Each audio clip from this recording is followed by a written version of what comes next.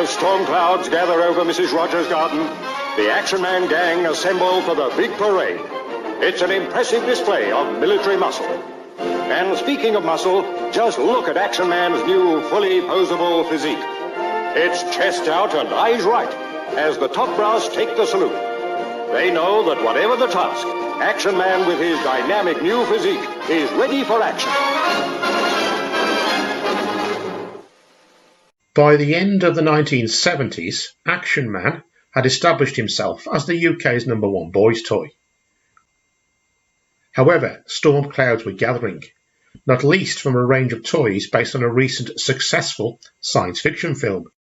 The 1960s Action Man body was looking dated. The improvements of the previous 10 years, realistic hair, gripping hands, and eagle eyes, had been bolt on, with few changes to the Action Man body, and although impressive fully clothed, when shirtless he looked the complete opposite. Another issue was the production tooling was wearing out, leading to increased wastage. Exasperating this, it was family tooling. If one component was out of specification, the whole mould shot had to be scrapped. Also, the metal rivets used in construction were becoming a safety issue within the toy industry.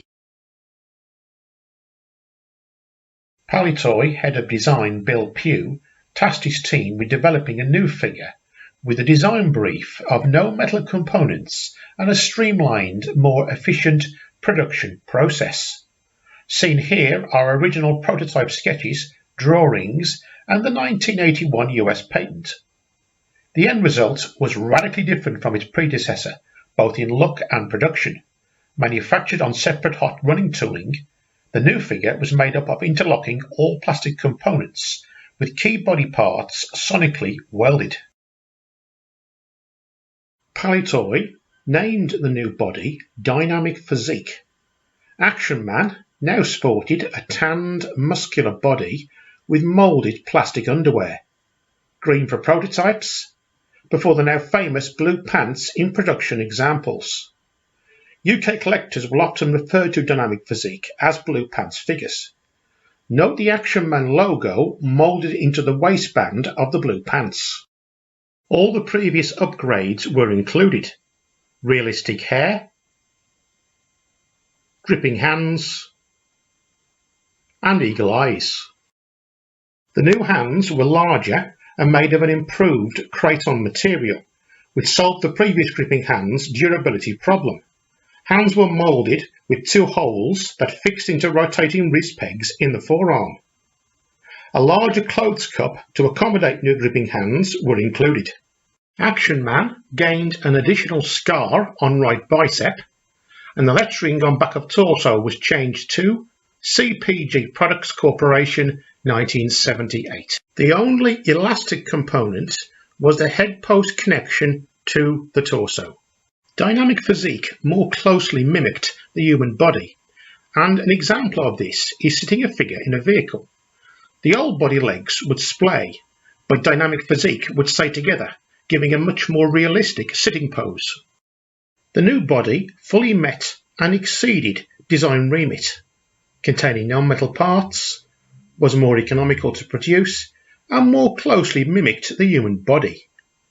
Its introduction continued the trend of Action Man as a developing concept, with upgrades and new features every few years, and gave Action Man a major boost going into the 1980s, long after his American cousin, G.I. Joe, had been discontinued, and is a credit to Bill Pugh's Palitoy design team of Bob Breakin, Ivor Edmonds, and Alex Langton. One of the plus, Action Man could now take off his shirt and trousers without fear of embarrassment.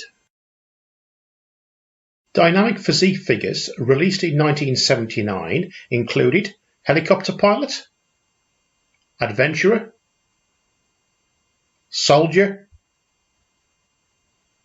Desert Fighter, and Talking Commander. The box packaging artwork was again drawn by Dave Barnacle, with front box illustration showing new figure body, with lettering now more Dynamic Physique. The side panels showed other Action Men in the range. An interesting change to the box was the addition of an extended side panel on the left side.